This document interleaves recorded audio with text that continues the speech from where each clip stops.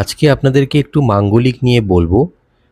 আমাকে অনেকে বলছেন মাঙ্গলিক ব্যাপারটা নিয়ে অনেক কনফিউশন আছে আপনাদের মধ্যে। তো মাঙ্গলিক কি? মাঙ্গলিক অ্যাকচুয়ালি হচ্ছে আমাদের যদি লগ্ন ছকে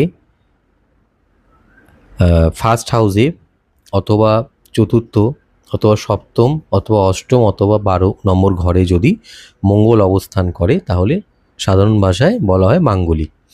কিন্তু এই মাঙ্গলিকের মধ্যে সবথেকে প্রবলেমেটিক হচ্ছে অ্যাজ পার মাই নলেজ সেটা হচ্ছে অষ্টম ঘরে। 8th হাউসে যখন মঙ্গল থাকে এবং সেটা যখন নিম্ন মঙ্গল থাকে, মঙ্গল থাকলেও দুরকম হয়, উচ্চ মঙ্গল নিম্ন মঙ্গল। তো সেটা আমরা হাত দেখে ভালো করে বিচার করতে পারি। শুধু ছক দেখে মাঙ্গলিক খারাপ হবে এরকম বলা ঠিক না, ছকের সাথে সাথে হাতটাও দেখতে হবে। তো যদি আপনাদের এরকম থাকে প্রবলেম আর বিবাহ আপনারা করতে যাচ্ছেন, তার আগে আমি একবার বলবো কাইন্ডলি হাতটা ছকটা দেখিয়ে নিন, তারপরে বিয়ে করুন। না নইলে পরবর্তীকালে অনেক রকম সমস্যা দেখা দিতে পারে, ডিভোর্স অবধি গড়ায় সেই কাহিনীগুলো। আর 8th হাউসটা সবথেকে ভয়ঙ্কর এবং সবথেকে ভালো।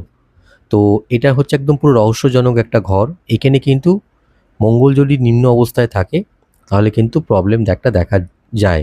বাদবাকি যেখানে থাকুক মঙ্গল 1 নম্বর বা 4 নম্বর 7 নম্বর 12 নম্বরে অতটা প্রবলেমেটিক হয় না, 8 নম্বরেই কিন্তু খুব প্রবলেম দেখা যায়। আর সেটা যদি নিম্ন মঙ্গল হয় আরও প্রবলেম। তো আশা করি আপনাদের এই ডাউটটা ক্লিয়ার হয়ে গেল। আর যদি আপনারা মঙ্গল দোষ কাটাতে চান বা নিবারণ করতে চান আমাকে কমেন্ট করে জানান। আমার নাম্বারটা চলছে, সেই নাম্বারে ফোন করেও আপনারা কনসালটেশন করতে পারেন।